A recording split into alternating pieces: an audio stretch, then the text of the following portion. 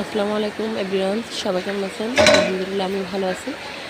আমি শুক্রবারে বৃহস্পতিবার কারণে বাপের বাড়িতে গেছিলাম ২ দিন থাকার জন্য। তো আমার বাবা সকাল সকাল নামাজ পড়ে আসি, আমার জন্য খিচুড়ি বসাইছে। আমরা মেয়েরা যখনই যাই তখনই বাবা কিছু না কিছু নাস্তা বানায় আমাদের জন্য। আসলে শুধু মেয়েদের জন্য না, ওনার ২ টা বউ আছে, ছেলের বউ, তাদের জন্য পাকায় আমরা যখন না থাকি। তো এখন আজকে এখানে খিচুড়ি পাকানোর জন্য নিচ্ছে আপনার লাইয়ের সই, তারপর নিচ্ছে আলু, মুগের ডাল। দেখেন কত সুন্দরভাবে নিখুঁতভাবে আমার বাবা রান্না করতেছে আমাদের মেয়েদের জন্য, বউদের জন্য, সকালে নাস্তা খাওয়ার জন্য। তো আসলে এখন না, একদিনও না, সবসময় আমার বাবা রান্নাবান্না খুব পছন্দ করে। আর আমিও কিছু কিছু রান্না আমার বাবার কাছ থেকে শিখেছি। আসলে সবার ভাগ্যে এরকম বাবা জোটে না যে বাবা নিজ হাতে ছেলে মেয়েদেরকে রান্না করে খাওয়ায়।